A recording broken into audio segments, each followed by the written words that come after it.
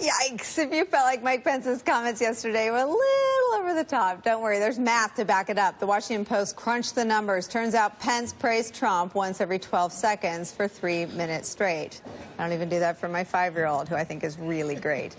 They kept the praise going throughout the White House cabinet meeting before it spilled over onto the South Lawn. Here's how Philip Bump described it. Myriad speakers offered their praise using words such as honor, commitment, and history. Some even used words of praise for something besides President Trump. Take a listen.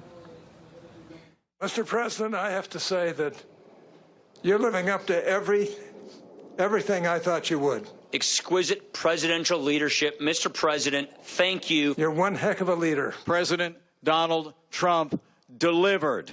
We would not be standing here today if it wasn't for you. This president hasn't even been in office for a year. This has been a year of extraordinary accomplishment for the Trump administration. And look at all the things that he's been able to get done. President Trump has been making history since the first day of this administration. This is one of the great privileges of my life, to stand here on the White House lawn with the President of the United States, who I love and appreciate so much. Thank you for your love for this country. And we're going to make this the greatest presidency that we've seen, not only in generations, but maybe ever. Paul Ryan just said, how good was that?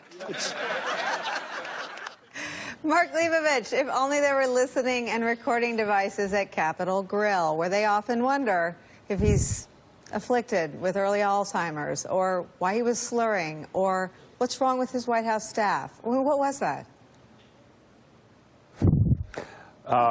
First of all, I think I need a shower after hearing that. I mean, before I answer the question, let me say, maybe. I really, first of all, Nicole, I love being on your show. I mean, it's an honor, it's a privilege to be here, and your 5-year-old, I'm sure. It doesn't work too. Because I see, having spun for a job, like, I can tell when people are lying to my face, and you got to just stop. I mean, but obviously well, he I'm lying can't. into a camera. Here's what I can tell you. Look, it's a little weird. I mean, there's no question it's weird. And here's what's weird about it. One, I mean, like, there's no question that President likes to be praised and likes to hear praise, and he very much orders his worldview and, you know, certainly his self-esteem, but also how he treats people, how much he values people by how, you know, how much sort of sugar they throw his way in a very public manner. You know, the two things that are kind of interesting about that. One, it doesn't look normal. I mean, it is one thing. I mean, there's obviously a level of deference to a president that people will demonstrate in a public forum, and often a lot of genuine goodwill. I don't think a lot of objective people can watch that and think that it is genuine, normal. I mean, just like one thing on top of another, it almost becomes a bit of a joke. And the other part of this is, look, these people privately speak very differently. I don't. That was my point. I don't speak to. That was my point. I don't speak to Orrin Hatch differently, but we all know that Paul Ryan and Mitch McConnell, certainly over the last few months, have had private conversations in which they would probably laugh, or certainly Ryan would laugh at the sycophants. I mean, let's just say it. I mean, and David Brooks had reported in a column that that Donald Trump walked out of a meeting on Capitol Hill, and when senators read out the meeting to David Brooks, and he put this on the record in the New York Times, some of them wondered out loud, because he was so repetitious, if he was in the early stages of Alzheimer's. So, I mean, this is stuff that has not just been whispered, but has risen to the standards that David Brooks put it in a column. So the idea that what they say in public is so far, it's on another planet from what they say in private, not just about the president, but about this entire White House.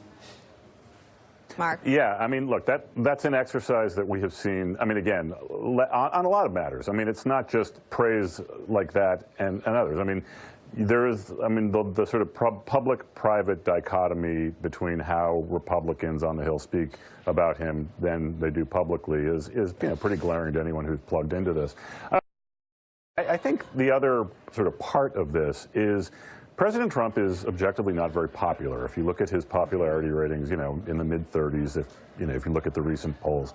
I mean, he's got a very, very solid core of support, obviously, whether it's shrinking or not, it's certainly there. But a lot of the reason these people like him and his supporters like him is they feel like he is very much antithetical to the kind of one sort of chummy behavior with people on Capitol Hill like Mitch McConnell and Paul Ryan and Orrin Hatch. And when they see him just clearly just being enveloped by that and sort of craving it and seeing it go on, I wonder how it plays with the base, which sort of appreciates a more raw approach to politics, which is something that he serves up to them on many other occasions. Rick Stengel, you wrote the book.